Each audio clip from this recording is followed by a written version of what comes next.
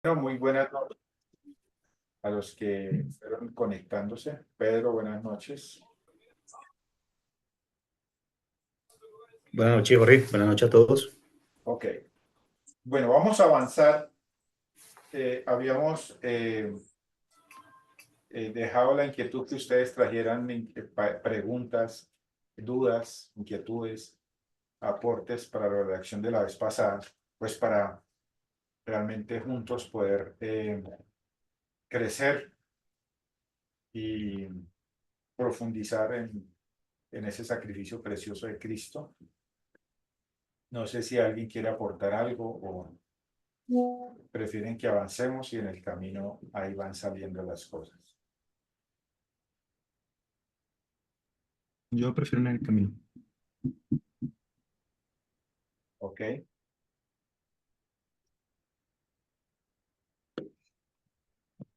Hola, buenas noches. ¿Te estás refiriendo a cualquier lección o a la Para la última? lección 24, Ah, ok. Entonces no. a lo que hicimos la clase pasada. Ok, acordémonos que al predicar, siempre la meta es llevar la mente del oyente a que entienda este evento.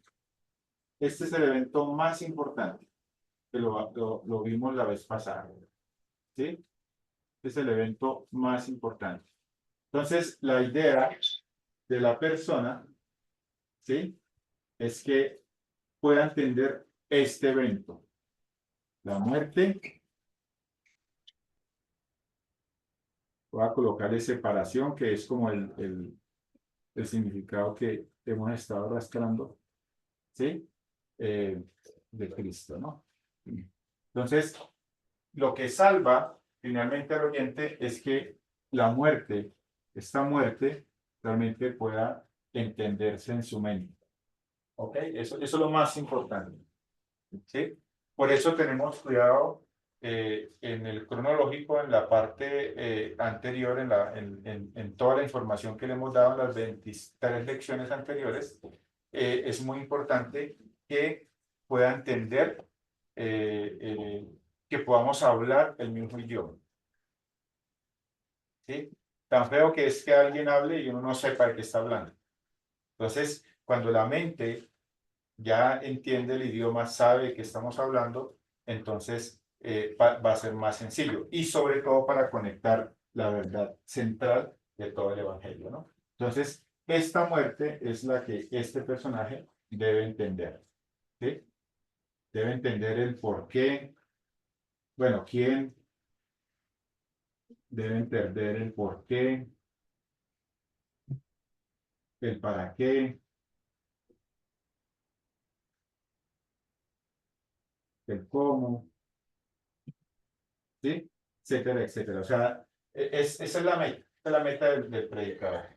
La meta del predicador es darle la información necesaria al oyente para que cuando usted conecte todos los elementos, él lo pueda entender.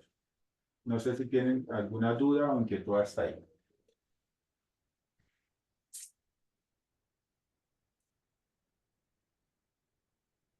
Entonces, no se preocupe por términos como fe. Ahorita lo vamos a ver, pero no se preocupe por términos como la fe o creer o confianza o si la salvación es segura o no. O sea, no se preocupe por eso. O si el perdón es total. O sea, su meta es que la persona entienda esta verdad. No sé si me hago entender o me retroalimentan, por favor.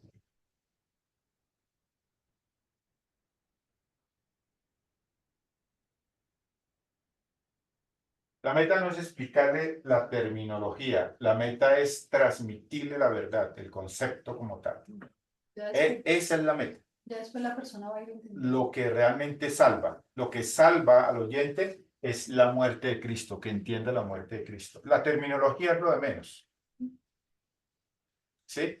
A veces nosotros nos desviamos tratando de explicar la fe, tratando de explicar creer, tratando de explicar la salvación, si es segura o no, y eso realmente de alguna manera distrae la mente del oyente en la verdad que tiene que entender, que es la muerte de Jesucristo. No, no, los escucho. ¿Es correcto? ¿Qué les parece? Ah, no, sí, me parece bien porque realmente a veces a uno lo asustan mucho con terminologías, ¿sí?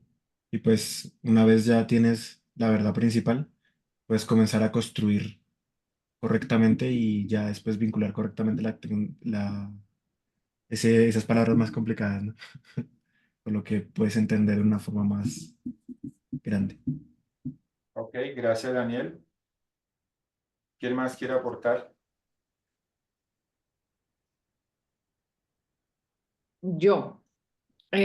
Lo que ocurre es que, pues yo entiendo la explicación que tú das, sino que me parece que las personas, cuando me pasó a mí también en el estudio, y es que con ese tipo de términos, pues uno también escucha la información, pero quiere como buscar términos, ¿sí? Entonces, ¿qué es la fe en general? ¿O qué es el pecado en general? ¿O qué es ese tipo de cosas? Entonces, no sé ese manejo. Por ejemplo, era lo que te iba a preguntar inicialmente, cuando se explica el libre albedrío, el concepto que tú nos has explicado, pues es claro, pero cuando tú vas a la búsqueda en Google o lo que significa, sí, en cualquier buscador, te da otro concepto. Entonces, si la persona te cuestiona respecto de eso, ¿cómo se maneja eso? Ok, gracias, María Pilar. Eh, bueno, hay una, lo voy a dejar para después, pero bueno, nos adelantamos un poquito. Los conceptos bíblicos, si estuvieran en la web, si estuvieran en el mundo, pues no habría necesidad de predicar, porque están en el mundo. ¿Sí? Realmente los conceptos bíblicos están en la palabra y se estudian y analizan a la luz de las Sagradas Escrituras. ¿Sí? Entonces, va a ser muy difícil que usted, por ejemplo, escriba ¿qué es el amor? Y vaya a encontrar una respuesta que satisfaga a profundidad lo que usted ha conocido de Dios y todo, porque la web no es la Biblia, es la Biblia la que realmente va a satisfacer esa respuesta. Va a ser muy difícil que la máxima del amor, que es la entrega incondicional de Jesucristo, ¿cierto? En la cruz, usted lo vaya a encontrar, pues, en una definición de ChatGPT o en una definición de Wikipedia o en una definición o sea, no tendría sentido como tal, ¿sí? Por eso lo analizamos a la luz de las Sagradas Escrituras, ¿sí? Entonces, conceptos como libre albedrío, pues obviamente, como lo dice la Real Academia Española, es decidir entre lo que es bueno y lo que es malo, ¿cierto? ¿Sí? Y ya. Pero es un término que no está en las Sagradas Escrituras. ¿Cómo hace usted para darle esa información al oyente? Dice, bueno, hay algo que está allá, que se escucha lo que es el libre albedrío, lo que nosotros vemos es esto, ¿cierto? Satanás tomó una decisión y fue irreversible, y vemos otro ser que tomó la decisión que fue irreversible, que es Adán. Y eso solamente se puede dar en el contexto de que una criatura como tal pueda tomar ese nivel de decisiones. Y eso es una capacidad dada por Dios. Entonces, en ese nivel, así es que nosotros vamos a manejar el libre albedrío. Cuando yo estoy enseñando, digo, bueno, usted ha escuchado versiones del libre albedrío, pero nosotros vamos a manejar esta versión porque nos creemos que para el estudio bíblico es más aplicable y más congruente con lo que vamos a enseñar. Entonces, ahí ya los términos son términos y los términos retoman su significado en el contexto donde usted realmente los maneje como tal. ¿Sí? Por ejemplo, ¿por qué le decía que más adelante, ahorita vamos a ver fe, todo esto, pero por lo menos la fe? Si usted busca la fe en Google, ¿sí? Vas a decir, no sé, la capacidad que tiene una persona de prever que algo se va a dar en el futuro inmediato, con base a la fuerza que le tenga en su corazón. Dime. Aquí en Google dice conjunto de creencias de una religión, conjunto de creencias de alguien, de un grupo o de una multitud de personas. Conjunto de creencias, etcétera. Entonces, jamás vas a encontrar el significado, pues, de fe. Y uno dice, ¿pero por qué? Bueno, ahorita vamos a hablar un poquito el tema, pero vamos a ver, es que nosotros estamos estudiando la fe desde el punto de vista bíblico. Las respuestas las encontramos en la Biblia, ¿sí? Y tal vez usted dirá, o alguien dirá, sí, pero es que nosotros no somos teólogos, no somos estudiantes de griego, no somos estudiantes. Yo no creo que Dios haya colocado las cosas tan profundamente enterradas que una persona normal no las pueda desenterrar. Es un poquito de iniciativa, un poquito de curiosidad, un poquito de ese deseo de querer entender la verdad. Y yo pienso que hay cosas que fluyen, ¿no? Dios bendice ese ánimo, ¿no? Entonces, sí hay cosas que no vas a encontrar en Google y todo el tema, ¿no? A la luz de es a la luz de la palabra de las Sagradas Escrituras que lo vas a encontrar. ¿Alguien más tiene algo más para aportar? Entonces, ahí está nuestro plus de MIC y del cronológico y de la manera como nosotros lo enseñamos en el proceso de entregar salvación. Es el entender esta verdad lo que realmente salva. Acuérdense que la ley dice la paga del pecado es la muerte. Entonces, lo que yo entiendo por lo que he estudiado las Sagradas Escrituras es que si una persona entiende realmente la muerte de Cristo, entonces la ecuación entra en vigor. Y esa es mi creencia, yo creo eso, esa es parte de lo que he entendido que es la verdad, ¿cierto? Porque es la muerte, muerte con muerte, ¿sí? Muerte con muerte. Es muy importante que lo entiendan.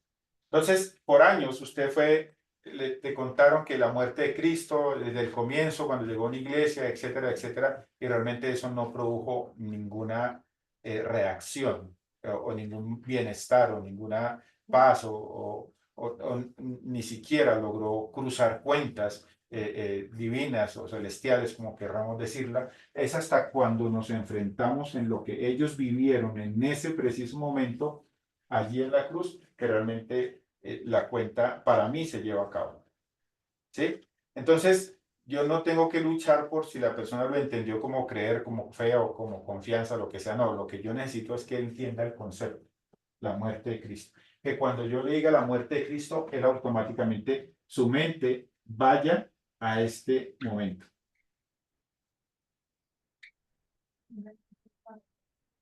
¿Sí? Eso es lo más importante. La muerte vaya a ese momento. ¿Sí? Al momento que ellos vivieron, ¿sí? El momento que ellos se separan, en el momento que la maldición del madero entra en vigor. Eso es lo más importante. Y esto es una de las verdades que a veces poco se queda, porque cuando uno les pregunta a los estudiantes, bueno, ¿y por qué murió Cristo? Normalmente la respuesta sale por inercia, que ha sido entrenado, murió por mis pecados. ¿Sí? Y la idea, maduramos en el sentido que crecemos y decimos, Cristo murió, ¿cierto? Por la maldición del madero. Y en esa maldición fue que canceló mis pecados. Ya es un beneficio, ¿cierto? Y vamos a ir aprendiendo a manejarlo. Pero en el comienzo yo no puedo exigir que el estudiante, pues, entienda toda la terminología y toda la parte profunda que usted tiene. No, la meta del predicador es llevarlo a esta verdad sencilla. ¿Sí? Una vez estaba dando un curso y los estudiantes los llevé a la muerte de Cristo, no lo sabían, a la muerte del madero, no lo sabían porque uno indaga, que definitivamente no saben, están en blanco, siempre hablaron de la muerte física, nunca entendieron la muerte espiritual de Cristo, Pero aún así, cuando les hablé claramente que eso era lo que salvaba al creyente, y dicen, pero eso lo hemos sabido toda la vida. Y muchas personas lo saben, así que todos son salvos. Entonces, hubo algo en la mente que no conectó. Fácil, ¿sí? Hubo algo en la mente que no conectó en ellos, algo faltó. Entonces, tuvimos que pasar más tiempo hablando de qué fue lo que no conectó, porque es una verdad a la que la mente se Acostumbrar. la mente rechaza, obviamente es lo que salva. Y por eso la meta del predicador, si fuera tan fácil predicar, pues todo el mundo fuese creyente, ¿cierto? Y eso fue lo que hizo la Iglesia Católica. La Iglesia Católica estableció un dogma, esta es la verdad y todo el que se somete a él ya es salvo. Eso fue lo que dijeron. Así fue que ellos lo vendieron, ¿cierto? Esa fue la forma como distribuyeron su creencia y su dogma. Entonces, no, me someto a la iglesia, que es la iglesia que Cristo murió, etcétera, etcétera. También le pegó la ayudadita a María y los santos, pero bueno, fue Cristo el que murió, ¿cierto? Entonces, esa es la verdad, muchas veces. Y muchas creencias a veces solo presentan la frase y sin que carece de profundidad, ¿no? Entonces, nuestra meta como predicadores de la palabra, el código, o mí, como quiera, o la Biblia, es llevar a este personaje. Esta es la meta. O sea, en la lección 24 procure llegar a esa meta. No se distraiga con la terminología, ¿sí? Porque a veces uno está tan ansioso de querer enseñarle que la salvación es segura que se le olvida realmente explicarle por qué es segura. ¿Sí? ¿Cuál es la base fundamental? El apóstol Pablo, en Primera de Corintios, capítulo 3, dice, conforme a la gracia de Dios que me ha sido dada, yo como perito arquitecto puse el fundamento y otro edifica encima, pero cada uno mire cómo sobreedifica. Así que él dijo, yo puse el fundamento. ¿Sí? Usted ponga el fundamento. La meta suya es poner el fundamento, lo demás empieza a hacerlo el Señor. ¿Sí? Alguna vez un profesor del instituto me dijo, usted suelte la palabra, que la palabra misma se defiende. Usted suelta la palabra del Señor, lo que el Señor le ha dado, que ella misma va a hacer su defensa en la mente del oyente. Amén. No sé si alguien quiere compartir algo más. ¿O cómo fue en sus casos? ¿Cómo pasó en el caso de ustedes? Obviamente yo creo que se recuerdan de ese momento. ¿O cuánto momento más atrás, aún después de que terminaron las lecciones, lo entendieron? Yo tengo amigos, y lo han reconocido, que lo entendieron 2 años después. ¿Sí? Hasta 3 años después. ¿Sí? Lo conectaron, logró su mente hacer como el clic. Otros lo entendieron de una, y está bien, no es que el otro sea menos y el otro sea más. Pero yo he entendido eso, o sea, he entendido que a veces la mente está tan distraída en cosas, hay tanto cosa que tiene que derrumbar, que la palabra de Dios tiene que ir derrumbando hasta que finalmente la persona lo ve. ¿Sí? Pastor, Señor, yo soy uno de esos casos, porque pues había tanta información en mi mente por las distintas iglesias donde yo asistí al principio, que realmente por eso me cuestioné muchas veces el poder enseñar, porque no veía una claridad en qué era lo que iba a enseñar, porque realmente yo no tenía nada claro. Y realmente pues yo hice el cronológico y entendí muchas cosas, pero realmente con el transcurso del tiempo y con el transcurso de las nuevas lecciones, de los cursos, de los cultos a los que se asiste y eso, es que realmente he entendido, eh, digamos, la obra redentora de Cristo. Pero sí se me había dificultado bastante porque confundía muchas cosas o se me cruzaban los cables de tanta información que había. Entonces yo soy una de esas personas que me demoré bastante en entender realmente la salvación, ¿no? Y cuál es realmente el fundamento.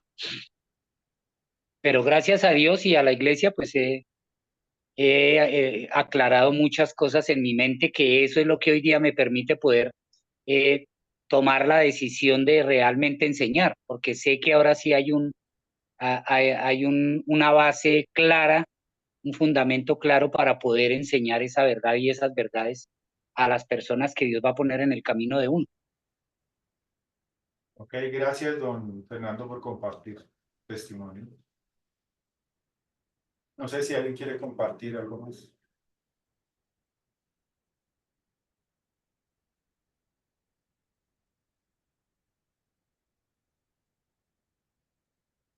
¿Tiene Yo, alguien? No, sí. yo, Bueno, sí. sí, es que estoy de acuerdo con Fernando, ¿sí? ¿Fernando? Ahí sí. Sí.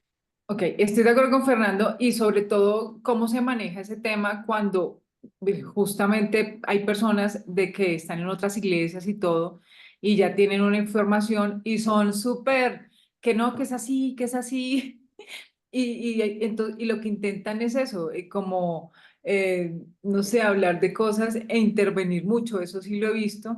¿Eso cómo se maneja? Este, bueno, a mí, bueno, una de las cosas que usted va a adquirir y que tiene que trabajar en eso es la capacidad, y yo sé que el Señor la da por su Espíritu Santo, la capacidad de cuestionar, ¿sí? Lo que otro tiene de una forma diplomática, de una forma sabia, de una forma sutil, sin ir a arrollar eh, eh, la idea. Es algo que Dios te va a ir dando, ¿sí? Poco a poco en ese ejercicio, ¿sí? De cómo cuestionas a la persona.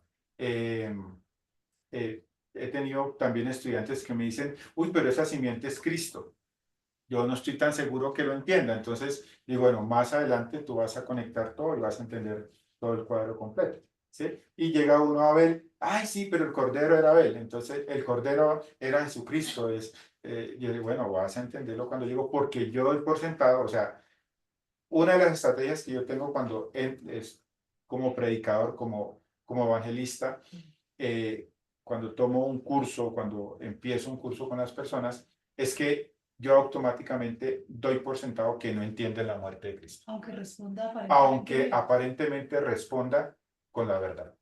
Yo simplemente me cierro y esa es la estrategia que he utilizado y me ha funcionado hasta ahora, sin querer faltarle el respeto a la persona. ¿Sí? Yo asumo que no sabe, ¿sí? Yo asumo que hay un nivel, digamos que esta es la profundidad, hay un nivel aquí afuera que obstaculiza que pueda ver la verdad. Y muchas veces es solamente la muerte física de Jesucristo, ¿sí? Porque no logran entender realmente la realidad del madero, porque es lo que normalmente la iglesia cristiana y la iglesia católica enseñan, que Cristo murió, ¿cierto? Y yo he tenido estudiantes y he tenido otras personas, donde quiera que voy, en mi trabajo voy a muchos lugares, especialmente he estado trabajando con ministerios grandes, no como predicador, sino como técnico de computadores y de redes. Entonces yo los escucho, me encanta pasar desapercibido, yo escucho, ¿sí? Todas sus charlas y toda la cosa. Y digo, ellos están solo percibiendo la muerte de Cristo, físicamente hablando, pero no están entendiendo realmente qué sucedió en ese maldito madero. No lo están entendiendo, no están comprendiendo. Y obviamente me cuestiono, bueno, ¿es suficiente la muerte de Cristo? Digo, pero es que en la economía divina en la ecuación como tal, es la muerte la que salva. Entonces debe ser la muerte entendida de la manera correcta. La muerte física es un resultado, no es la razón de ser. Así que hay que ir un poquito más allá. No sé, y me he cuestionado, ¿será que el pastor está exagerando en el proceso? Digo, pero cuando uno trabaja con las almas de las personas, yo prefiero exagerar un poquito si ese fuera el caso. ¿Sí? No quiero llevarme sorpresas.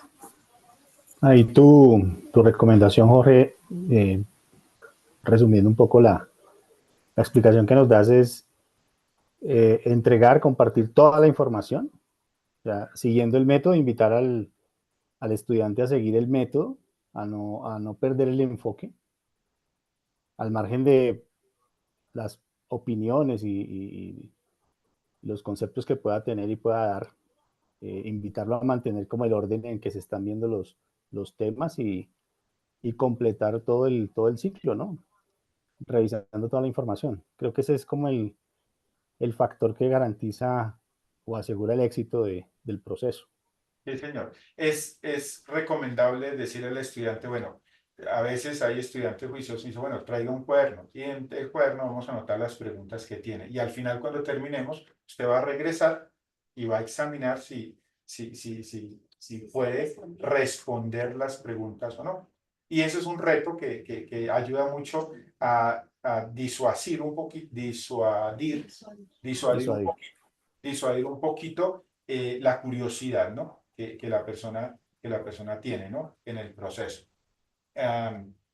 Y uno lidia un poquito con ustedes y con otros en esas inquietudes y es correcto, la gente tiene preguntas porque obviamente tiene temores, no quiere meterse en algo que no es y está bien. Y uno sabiamente, usted tiene que comprender que la gente está preocupada. No creas que usted sabe y que porque usted sabe debe arrollar al otro. No, simplemente dile, no, pues escribamos esto, o si la persona no lleva el cuaderno, usted hágale un cuaderno y se lo va llevando y va anotando las preguntas. Todo eso ayuda, listo. ¿Cómo fue que tú? Bueno, la pregunta sería planteada de esta manera, la escribes y listo.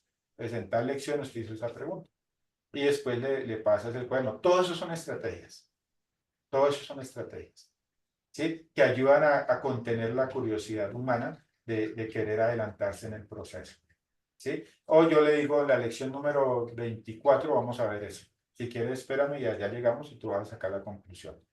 ¿Sí? Y eso ayuda muchísimo. Y la otra estrategia que yo he usado es, si yo te digo algo, tú te vas a quedar con lo que yo digo, porque yo lo digo, porque me respeta o porque, sí, soy tu amigo, etcétera, etcétera. O porque soy una persona que estudia y de pronto te puedes quedar. Pero qué lindo sería si tú sacas la conclusión solita.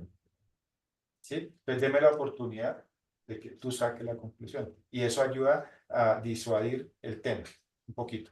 De pronto, contando un poquito una experiencia ahorita que tuve en cuanto a eso, de una niña que terminó el cronológico, pero ella había oído el cronológico, había sido enseñada con el cronológico, y ella me respondía muchas cosas. Sin embargo, yo le decía, tal vez tienes todo, pero revisemos a ver si todo está claro y si falta algo. Para mi sorpresa, cuando llegamos a la muerte, ella, por ejemplo, pensaba que Cristo era pecador, porque él dice la palabra que él se hizo pecado. Entonces ella lo veía como Cristo en algún momento tenía pecado. Pero al comienzo ella respondía cosas como si realmente comprendiera todo. Entonces, aunque fue desgastante un poco decirle espera y revisemos y vamos mirando, pero al final es bonito verla entender realmente llegando a ese proceso, como dice Pedro, ¿sí? A veces se ve largo, pero es mejor animarles a seguir revisando lo que tienen y terminar el proceso nuevamente para verificar que toda la información haya quedado clara. Acuérdese que nosotros, la meta siempre es no imponer, sino que la mente vaya adquiriendo el conocimiento. ¿Sí? Entonces, eso va a ser muy importante. Una vez que se ha entregado la verdad, ya la persona tiene la verdad y ya yo sé que Dios hace un milagro ahí y Dios conecta cosas allá. Pero la meta es, más que imponer mi idea, es que la persona lo vaya desarrollando en la medida que las lecciones van progresando. Y eso va a ser muy, muy importante. Algunos en el proceso de la predicación se han desanimado porque entendieron que no, que la meta era darle las 24 lecciones. Entonces trabajaron para dar las 24 lecciones y al final no hubo ningún resultado. No, la meta no es dar las 24 lecciones, la meta es que la persona vaya entendiendo los conceptos importantes para que la lección 24 se entienda. Hay una gran diferencia. ¿Sí? No, es que él se salva dándole el cronológico. No, él no se salva dándole el cronológico, él se salva entendiendo la muerte de Cristo. Son dos cosas diferentes. ¿Sí? Y a veces hay personas que han entendido mal el estudio.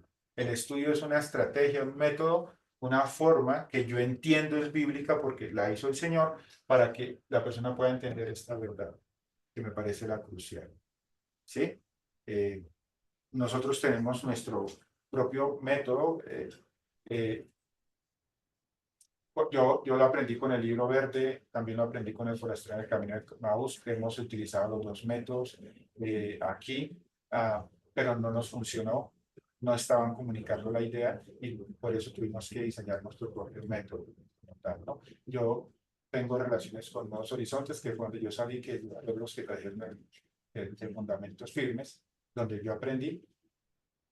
Y hoy día voy y a mí me parece que no quiero sonar vanaglorioso, pero yo creo que ellos se quedaron solo en el método.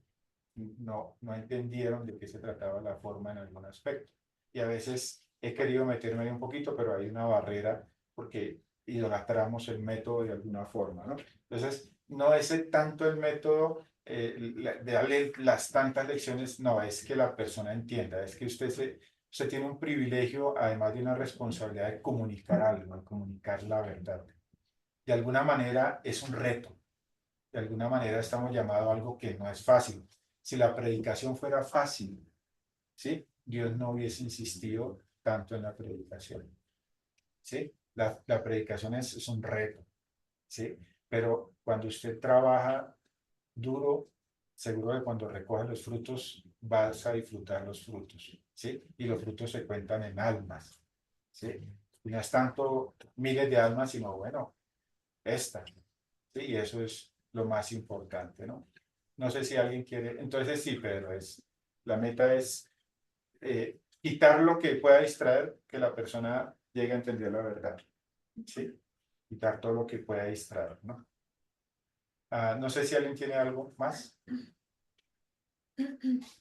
Ok, antes de que terminemos la clase, yo quiero presentar la parte conceptual, porque, o sea, listo, esta es la base fundamental. Quiero que se quede que esta es la base fundamental de nuestro sistema de predicación. Eso es lo que ven en la exposición. ¿Sí? Esto es lo que la persona tiene que entender. Punto. Esa es la meta. Tras bambalinas está toda la parte técnica que usted debe saber para que sepa qué es lo que está construyendo. Pero la parte técnica no es la que se predica es la muerte de Cristo. No sé si estoy siendo claro ahí. Por ejemplo, vamos a ver qué es la fe. Pero, ¿qué es la fe como tema, como término, como parte técnica? Es una arandela en el proceso. ¿Sí? No es la meta. Entonces, algunos lo ven como la meta y ahí es donde nos equivocamos en el método. ¿Sí? No es la meta. Explicar la fe no es la meta. ¿Sí? Es ya una arandela y ya empezamos a manejar terminología que va a ser muy importante para que el nuevo estudiante empiece a crecer. ¿Sí? Pero cuando estamos hablando de predicación, de evangelización, la meta es esta. Esta es la meta. Que la persona entienda la muerte. Muerte con muerte. Siempre me acuerdo así. Muerte con muerte. ¿Sí? Como yo tengo tanta información, como he estudiado la fe, como he estudiado creer, a veces mi naturaleza me hace la vuelta y quiero meterme en explicar la fe para demostrar que de pronto yo sé o que tengo el conocimiento como tal, y el Señor me recuerda otra vez en la mente muerte con muerte. ¿Sí? Es la muerte la que paga. Necesita llevar la mente a la parte más sencilla, la muerte de Cristo. Eso es lo más vital. De ahí para allá ya es el tema del discipulado, tema de edificación, tema de crecimiento. Pero no forcemos la cosa y no echemos más del fuego a la olla y de pronto la olla se nos quema, ¿no? Y como dicen por ahí en el proceso. Entonces, lo que le voy a explicar es cómo funciona el tema. Hay partes que usted ya sabe, partes que pues hoy van a ser un poquito aclaratorias, ¿no? Entonces, este mismo cuadro, si usted lo mira, ¿por qué yo lo hago con este modelo? Porque es el mismo cuadro que pasó con Dios y Adán, el primer hombre. Fíjense que teológicamente este es el primer hombre y este es el segundo hombre. El primer hombre, Adán, que presenta Romanos 5, ¿no? Toda la parte teológica, y el segundo, Entonces, este es el primer hombre y este es el segundo hombre. Pero si usted lo mira, los cuadros son iguales, los paralelos son iguales. Aquí uno enfrenta la muerte, separación, y aquí hay pecado. Pero aquí uno enfrenta la muerte y da como resultado vida, salvación. Entonces, es muy importante que los cuadros usted los aprenda a manejar. A mí me encanta manejar este cuadro porque me parece que es más sencillo para mí en el proceso. Entonces, ¿qué pasa? Cuando Cristo muere en la cruz y va a la tumba, dice que él resucita, ¿cierto? Perdón, vamos a colocarlo acá. Así, sí, es así. Dice que él resucita. Entonces, él tiene que ir, como lo vimos la vez pasada, a presentar su sangre, llevar al altar sagrado, y en el altar sagrado tiene que pasar una prueba. Obviamente, nosotros sabemos que es gráfico, es su moral, su acción, su pureza la que va a ser juzgada allí, y eso va a establecer cómo en el tabernáculo, si el sacrificio era digno, si el sacerdote cumplía o no cumplía. Él es sacerdote y cordero. Entonces, él, en esos 3 días, ¿cierto? Como les decía, se abrió allá y él fue al altar celestial y él presentó el sacrificio. Obviamente, como él era inocente, puro, entonces él resucita y va al Padre. ¿Cierto? Siempre pinto la cruz, algunos le tienen como el tema de la cruz, ¿cierto? Pero cuando me preguntan a mí, yo digo, es que esta cruz representa que Jesucristo resucitó, porque ya no está colgado en la cruz. Algunos todavía lo tienen colgado, ¿sí? Pero la cruz está vacía, no está colgado. Eso quiere decir que Él resucitó. Entonces, cuando Él resucita, Él va al Padre, hay fiesta, le dice, bueno, Padre, cuadremos cuentas. Voy a hablarlo coloquialmente, ¿no? Para que todos me cuadremos cuenta. Hubo un juicio en la cruz, yo pagué, morí, pero después yo fui y presenté mi causa junto al juez y yo resulté inocente. Así que hay una muerte sobrando. ¿Sí? O sea, yo atravesé por algo y es interesante que la ley romana nos ayuda en cuanto al tema. Eso no sobra. ¿Sí? Cuando usted estudia un poquito la ley romana, un romano no podía ser condenado sin antes ser juzgado. Y ellos son los que empiezan con el tema legal y es muy importante entenderlo. Él tenía que ser juzgado y luego condenado, pero Jesús primero fue condenado y luego fue juzgado. Como eso se dio en la cruz y él fue condenado porque ya sufrió la muerte, entonces ya no hay reversa. Hay una muerte sobrando. Esta muerte sobrando. Tú me debes una muerte. Entonces aquí es donde empieza la parte técnica. Ya en una lección extra con el discípulo usted empieza. ¿Sí? Hay una muerte sobrando. Bueno, sí, hijo, te debo la muerte. ¿Qué quieres que hagamos con ella? Y ahí es cuando se hace el cruce. Padre, ¿aceptas esta muerte que yo viví para pagar esta muerte? Y esta muerte, la que se llevó a cabo en este momento, fue la que se pagó. Y es muy importante que el estudiante lo entienda después, porque para la vida diaria la necesita. Fue esa muerte la que se canceló. O sea, dice que Cristo venció la muerte, esta muerte. Cristo venció el pecado, este pecado. Entonces hay una ilustración, usted puede encontrar otra, pero yo tengo una ilustración. En Colombia hay 2 terminologías, especialmente para arreglar el orden público y cuando se trata de paz y cuando se trata de guerra y todo eso. En la Constitución, que uno es el indulto y el otro es la amnistía. Con el indulto se perdona una parte de la deuda.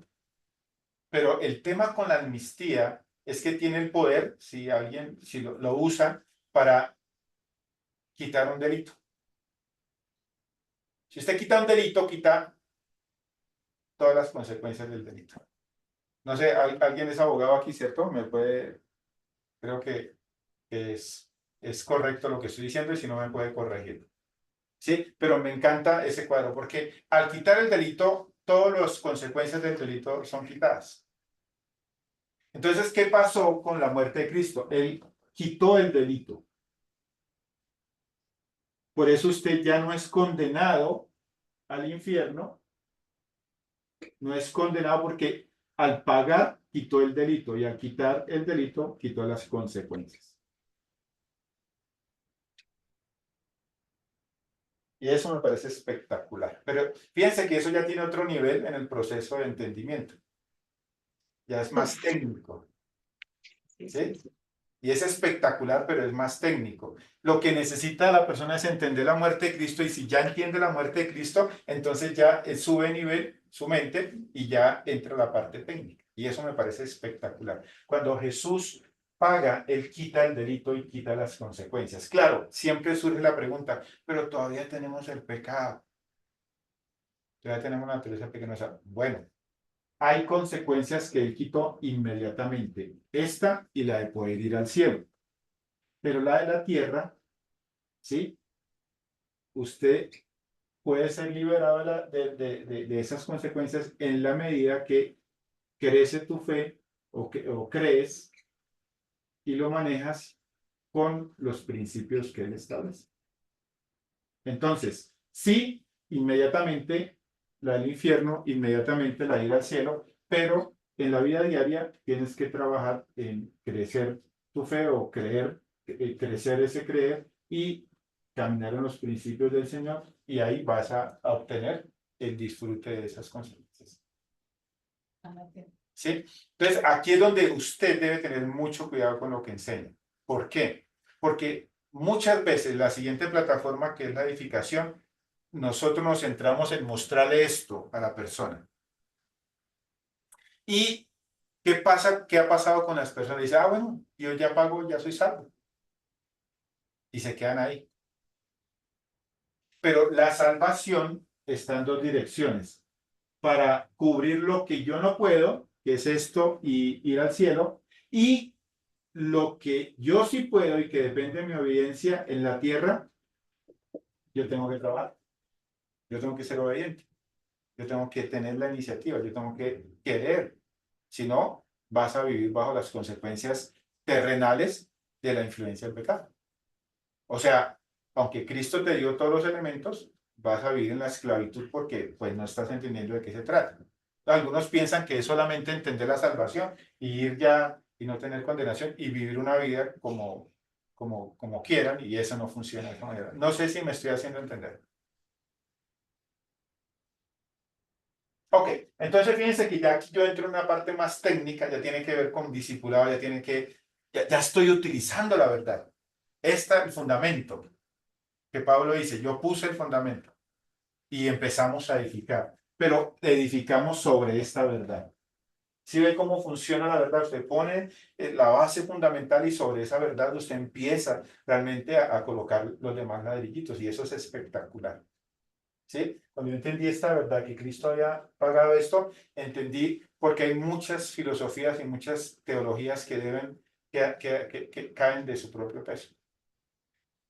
¿Sí? Algunos piensan que no, Cristo murió porque no, nada puede saltar la profecía de Jesucristo hace 2000 años. Esa es la primera profecía, es la verdad absoluta, y sin esa verdad no se puede construir nada más. Y el Padre no construyó sin haber realmente superado esa verdad. Y esa verdad ellos la vivieron. Ellos la vivieron. O sea, sin eso no podía seguir el plan que él tenía. Tenía que primero superar esa verdad. Y ellos la vivieron. ¿Cómo? No sé cómo en un sistema temporal, no sé cómo en un sistema sin fin, no sé en un sistema sin tiempo y en espacio, cómo sucedió, pero ellos sí la experimentaron, la vivieron.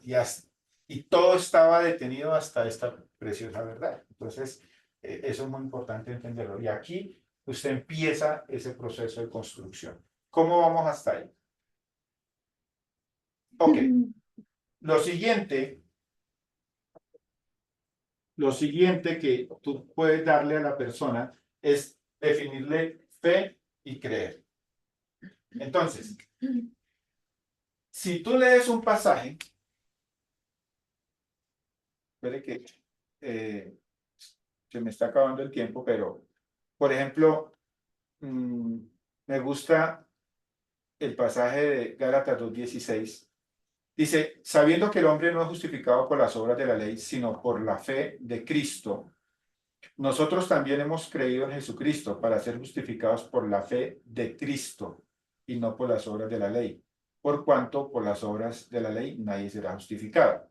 Fíjense que es interesante que dice la fe de Cristo, como si Cristo hubiese tenido fe. Y algunas veces en las Sagradas Escrituras se encuentra esa construcción gramatical, la fe de Cristo. Algunos traductores han revisado y algunos teólogos han revisado y en la construcción en el griego está correctamente usada. De hecho, la Reina Valera es una Biblia literal, lo que significa que lo hicieron texto por texto, o sea, trataron de dejar la estructura gramatical como debía estar. O sea que no es la fe en Cristo, sino la fe de Cristo. No sé si me hago entender la idea.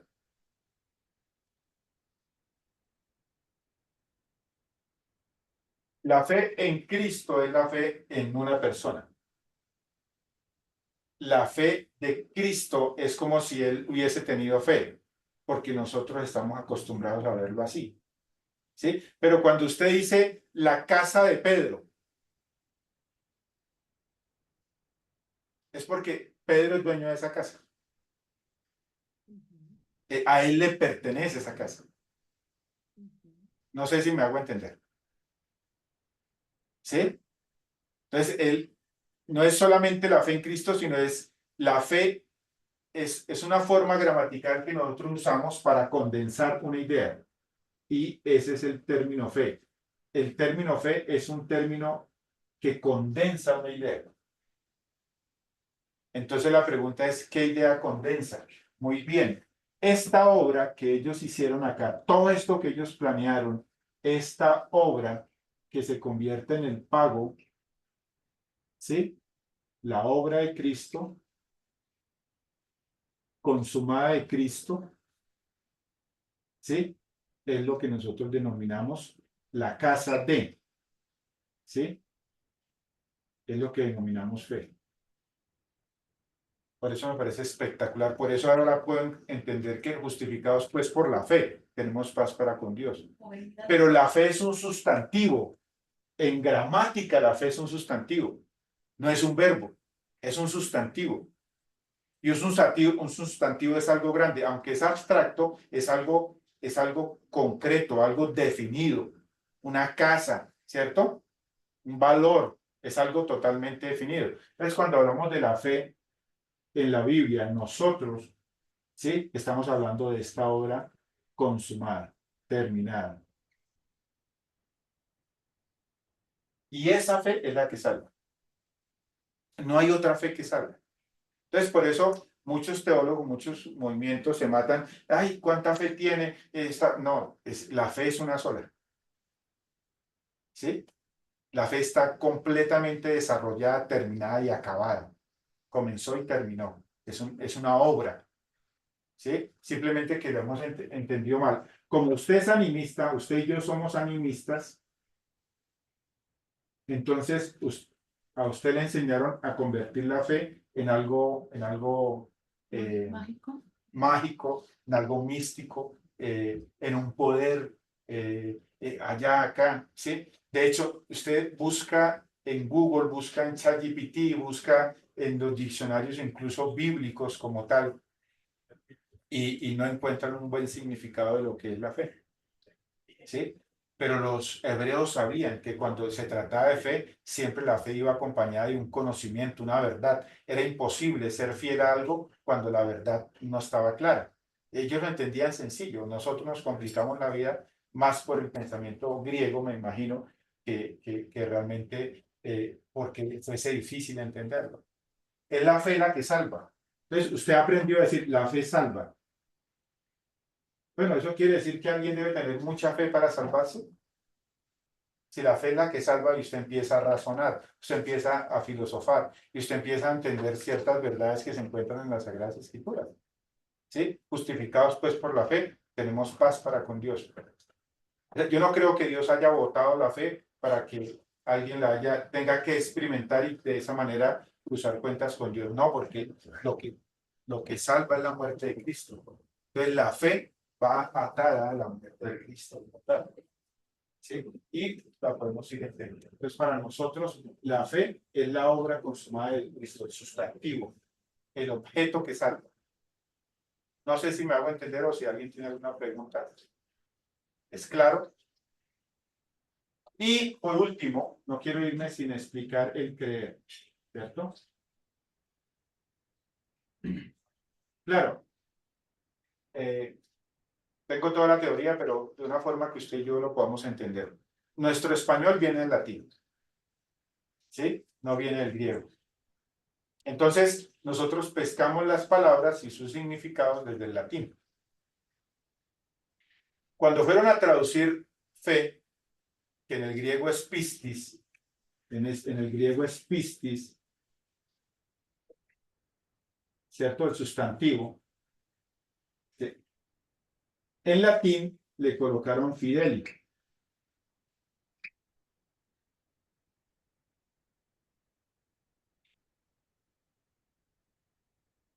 Cuando estuvieron buscando la palabra para creer, en el griego era pisteu. Si usted mira, conservan la misma raíz. Pero cuando fueron al latín, ellos encontraron una palabra que era credere. Y aquí empezó la confusión. La confusión no tiene la misma raíz como tal.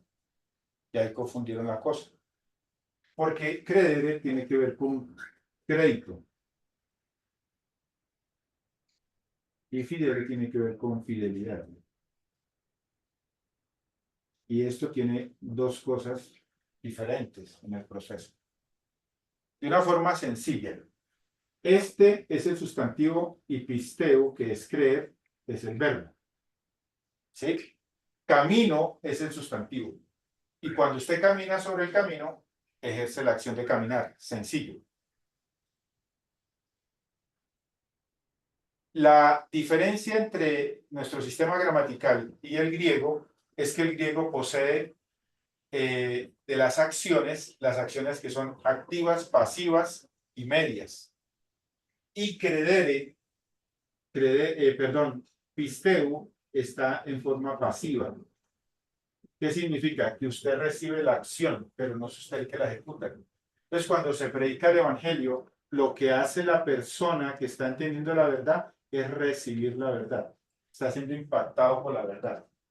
Por eso, cuando la persona entiende la verdad, cree. Porque es la verdad la que lo golpea. No sé si estoy haciéndome entender.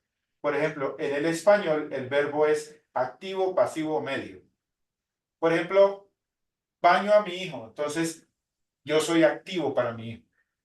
Porque yo estoy ejecutando la acción. Pero mi hijo es pasivo. Porque está recibiendo la acción del mismo baño. Yo lo estoy bañando, él está recibiendo el baño. Cuando usted se mete solito a la ducha y se baña, usted está ejecutando un verbo en modalidad medio. ¿Sí? Porque usted está ejecutando la acción contra usted mismo. Pero en el griego hay verbos que tienen que ver con el sistema pasivo. O sea, usted es arrollado por eso. Cuando hablamos de creer, hablamos de un verbo que en su acción es pasiva y usted recibe la acción. La salvación. Porque cambia cuando entremos al discipulado. Pero eso es otro cuento. Cuando se trata de predicar, usted tiene que presentarle la verdad a la persona porque ahí está el Espíritu Santo, ahí está la palabra de Dios, ahí está usándote y es la verdad la que va a arrollar para que me entienda al que está oyendo. ¿Sí? Técnicamente él no toma ninguna decisión, él es arrollado por esa verdad. ¿Sí? Y es Dios quien trabaja y todo el proceso. Dice que es el Espíritu Santo de Dios que convence de pecado, justicia y juicio. ¿Sí? El ser humano no tiene nada. Lo único que sí hay para que el ser humano tenga es que oiga o que lo entienda de alguna manera. ¿Sí? Entonces, eso es muy importante. Entonces, ahí queda definido lo que es fe y lo que es creer. Fe es lo que salvo. Fe es la serpiente levantada en el desierto. Pues Dios fue el que lo dijo. Y el creer cuando alguien llega y mira la serpiente. Punto. No hay nada más que hacer. Como Moisés levantó la serpiente en el desierto, así es necesario que el Hijo del Hombre sea levantado. Es un sistema sencillo, no es tan complejo, no es tan complicado en el proceso. Aunque cuando lo estamos tratando de definir por todo el bagaje que tenemos, se convierte en algo complicado. Preguntas, muy rápido la explicación.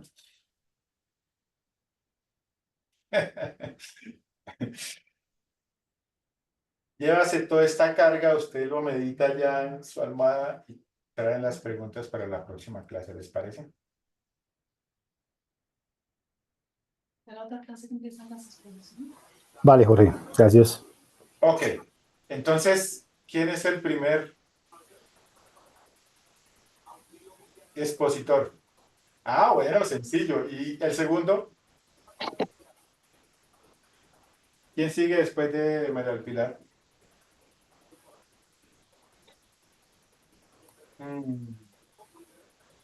Están calladitos. ¿Quién es el segundo? Sin huir, sin huir. A ver, Angie, Angie Bernal, listo. hasta Ya la hablo. próxima clase son 2, ¿no? La próxima clase son 2, ¿no? Acuérdense que hay 3 lecciones y usted tuvo que haber escogido una de ellas y la idea es que transmita la idea, ¿listo? Dios les bendiga, el Señor les guarde y nos vemos dentro de 8 días. Dios mediante. Bendiciones, muchas gracias, pastor, muchas Hasta luego, gracias. Jorge. Hasta luego todos. Buenas Buenas noches. noches, pastor. Buenas Buenas noches. noches para todos. Dios les bendiga. Hasta luego.